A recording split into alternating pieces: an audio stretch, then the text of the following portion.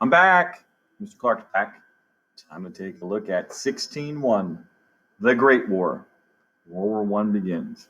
Just keep in mind that initially, when the war broke out, it was referenced as the Great War, and it was continued to be referenced as the Great War from 1914 through 1940. But eventually, when World War II breaks out, the textbooks are rewritten, and historians and newspaper writers and people like that begin to reference World War One and World War II kind of as a collective world war or world wars. Some of the objectives that we'll hit on as we move forward here, looking at the start of World War One, we'll describe how imperialism, nationalism, militarism pushed Europeans closer to the war. We'll look at the key event that sparked World War One, and we'll trace how the alliance system drew nations into a broader world war.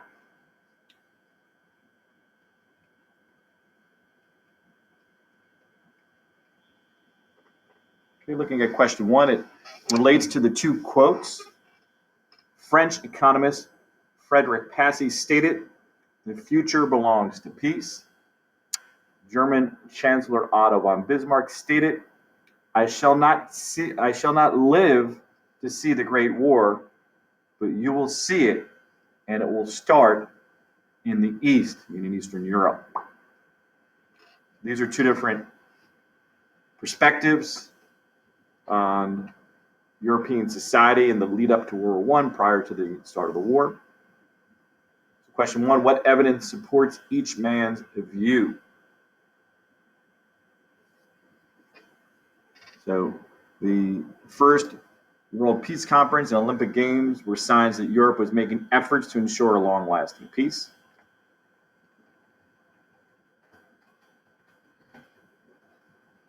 Even the alliance system was intended to maintain peace rather than promote war or prompt war. This supports Passy's view. However, there were still threats. Nationalism in Eastern Europe and the Balkans was a concern. Otto von Bismarck might have been thinking of the Balkans or the alliance system when he said that a great war would start in the East. Two, what are the countries of Europe believe the alliances would guarantee peace?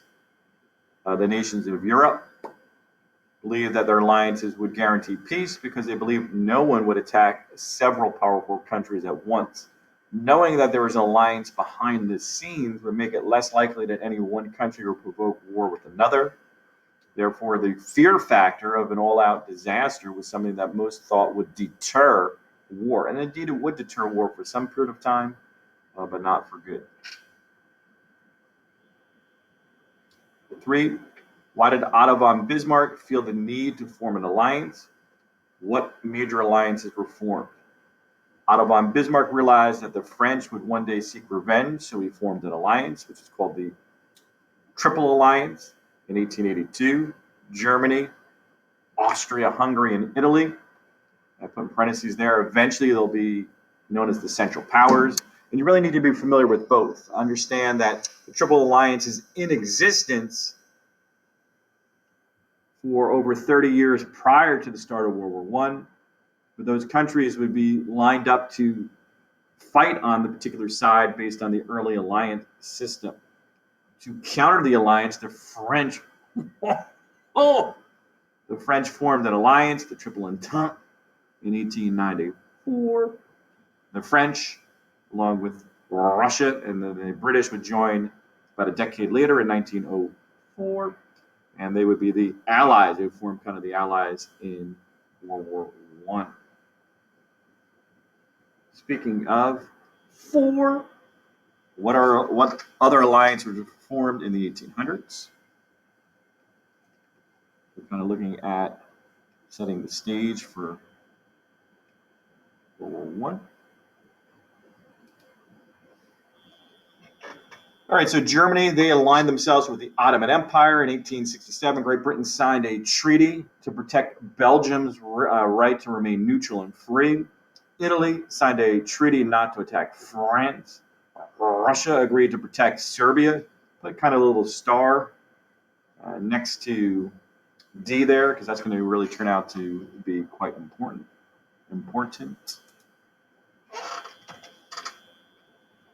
don't have a star that I could add there, but in Great Britain, they established some ties with Japan. So we can see here is the interlocking nature of some of these different alliances.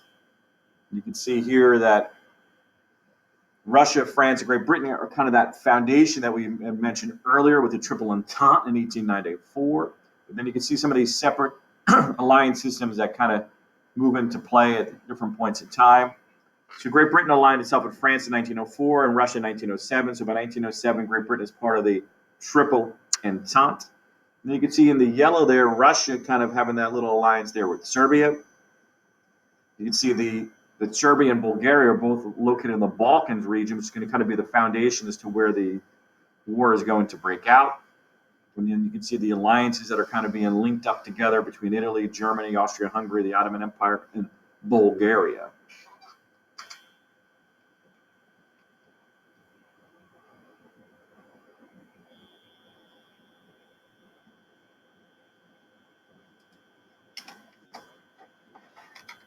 An automatic relettering there. Bear with me for a moment. So when you look here at question number 5, there's some of the factors that raised tensions amongst the great powers of Europe during the late 1800s and early 1900s.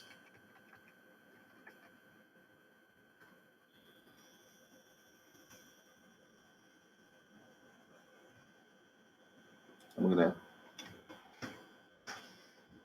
So when you look there, list the main factors that raised tensions among the powers of Europe during the 1800s and early 1900s. If you notice there, M stands for militarism, A for alliances, I for imperialism, and N for nationalism. So those are the 4 core causes of World War I, and that's a good way for you to remember. That's why I capitalized the acronym MAIN for the main causes.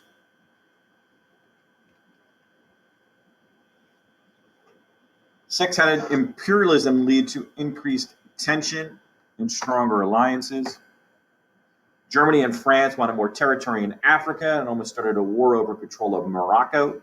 This tension between France and Germany led to stronger ties between France and Great Britain. 7, why was militarism a major factor leading to war?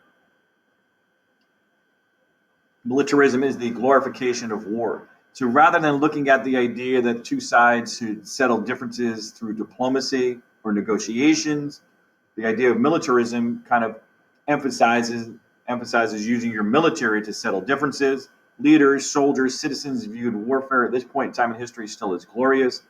Leaders believed differences should be settled on the battlefield.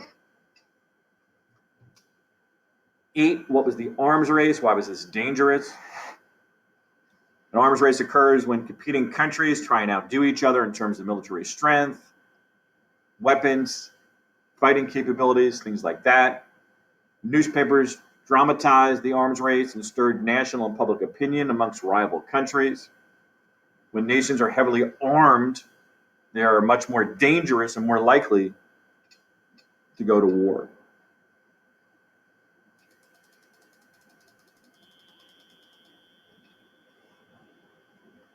8, how did aggressive nationalism contribute to international tension? Both Germany and France were both strong and determined to take their place on the world stage. Russia was in a hurry to kind of compete in Eastern Europe. 10, why did nationalist developments such as Pan-Slavism and 2 Balkan wars increase tensions to such a great degree? Pan-Slavism would have increased Russia's power in the Balkans, which was a threat to Germany and its ally Austria-Hungary. The First Balkan War showed that the Balkan states were strong enough to challenge an empire, in this case the Ottoman Empire, which is kind of one of the weaker empires at this point in time, even nicknamed at that point in time the sick man of Europe. Second Balkan War showed that the Balkan countries were unstable, and the instability was a threat to allies and enemies alike.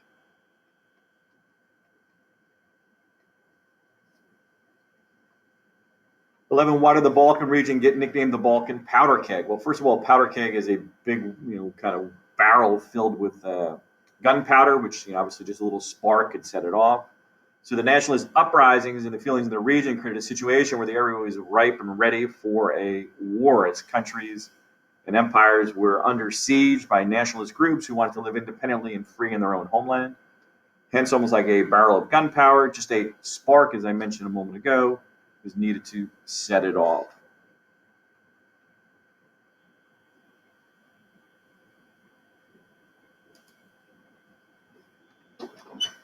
12. What did Archduke Franz Ferdinand of Austria-Hungary announce he was going to do on June 28, 1914? He and his wife Sophie planned to visit the Bosnian capital of Sarajevo. You can see the Archduke and his wife in the car there, towards the back of the car in the image.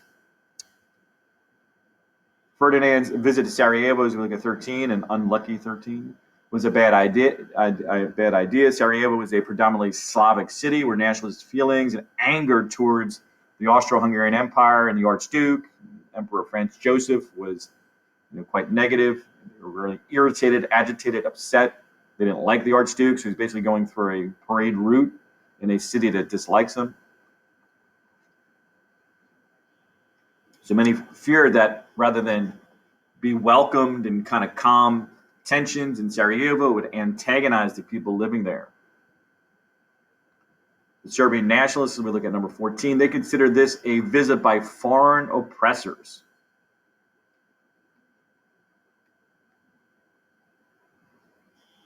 What was Unity or Death? Number 15, it was a Serbian terrorist organization, more commonly remembered or known as its nickname, the Black Hand. What plan did the Black Hand come up with at number 16? They planned to assassinate the Archduke Franz Ferdinand and his wife Sophie in hopes of igniting a nationalist revolution that eventually would lead to Serbian independence.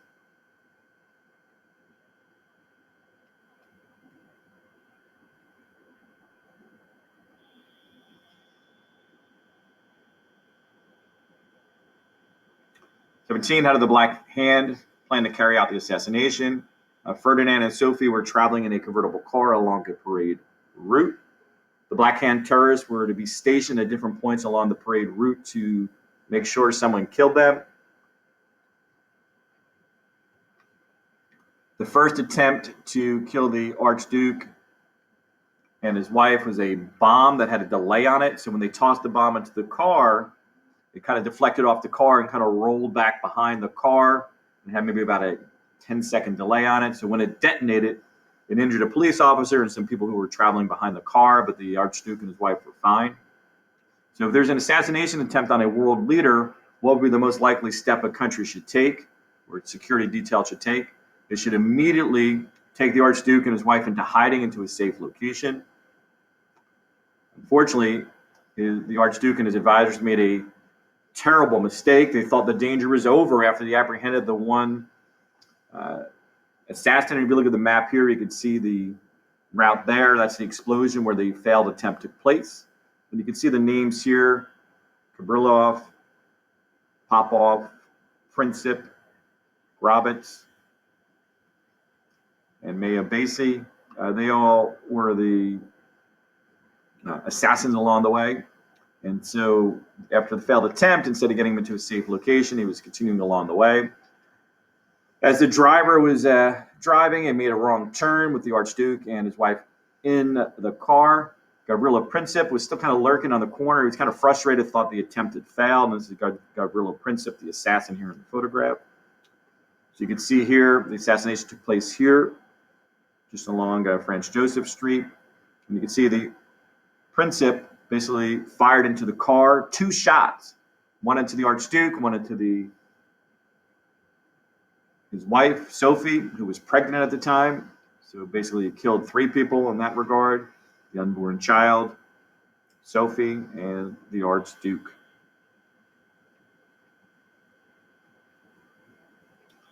What was the reaction of the Austrian Emperor Franz Joseph to the assassination of his nephew, the Archduke?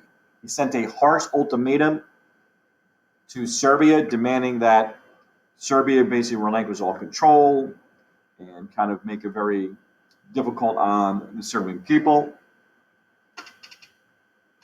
Basically, the conditions in the ultimatum were so harsh that it was difficult for the Serbian people to accept it. Austria actually hoped the demands would not be met, so Austria could have an excuse to attack and crush Serbia. So exactly 1 month after the Archduke's visit to Sarajevo, Austria declared war on Serbia. They had a 30-day or 1 month ultimatum for Serbia to respond.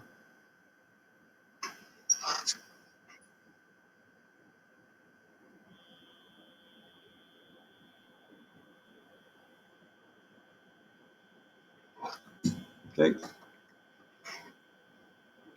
So basically, World War One begins with Austria declaring war on Serbia. Now, it's not necessarily a world war with Austria fighting Serbia. What we'll see as we move forward, the remainder of our discussions here is how this turned into a world war. Okay, 22. Why did Austria, Hungary, and Germany go to war against Serbia? Think about and include the elements of the following: nationalism, international rivalries, and militarism. Slavic and particularly Serbian nationalism had been a threat to Austria-Hungary for years. So basically, the Slavic movement, basically the Slavic people wanted to be independent and free from Austro-Hungarian control. Because Austria and Hungary and Germany were allies, a threat to one was a threat to the other. The German rivalry with Russia meant that it did not want Russia's ally Serbia to be strong. German militarism meant that Germany was prepared and even eager to go to war.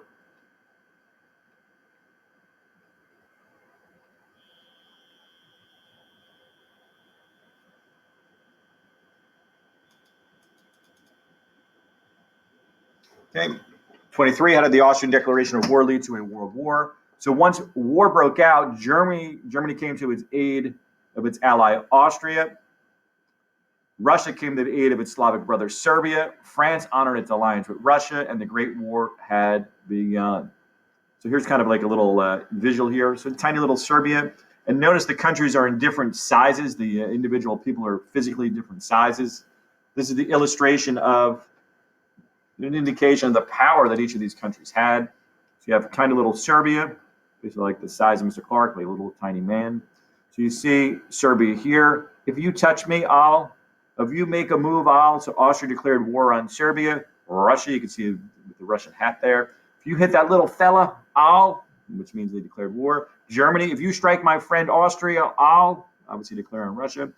If you hit him, obviously here comes the French to attack Germany. And the far back here are the British. The British were the last of these countries to declare war, but indeed eventually they would.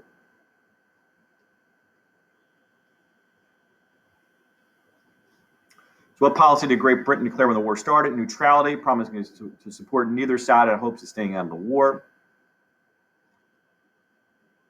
But eventually when the Germans go into Belgium, that's going to force the British into the war. So what was German General Alfred von Schlieffen's plan for the war? I have imagery here for you.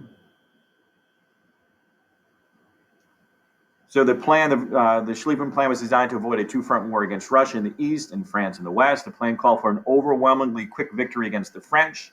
And after getting the French to surrender, they would move to the east and destroy Russia. This plan called for the German forces to move through Belgium.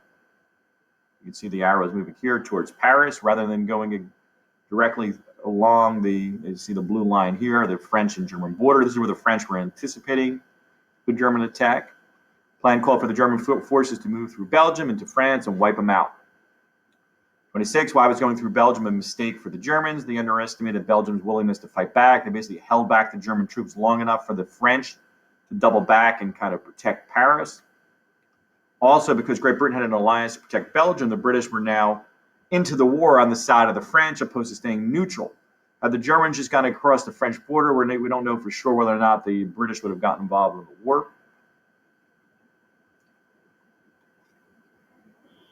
27, why were young men on both sides eager to fight World War I? Well, militarism and nationalism made war seem glorious. European leaders told stories and told soldiers that they would be fighting for their nation, for justice. They felt like heroes and very patriotic for fighting for their country. And the lesson reflection, why was World War I inevitable? Well, the underlying causes of World War I created a situation where war was very likely. Militarism created the desire to build up one's empire and armies. Imperialism created competition for their empires and expansion and colonization. Colonialism created discontent amongst those who were the conquered people. And then finally, nationalism led to the desire for those who are under another country's control, part of an empire, colonies who wanted to be free and independent so they could live together independently with people with a similar history, culture, and background. Hopefully you enjoyed our initial discussions here on the Great War. And until next time, Mr. Clarke is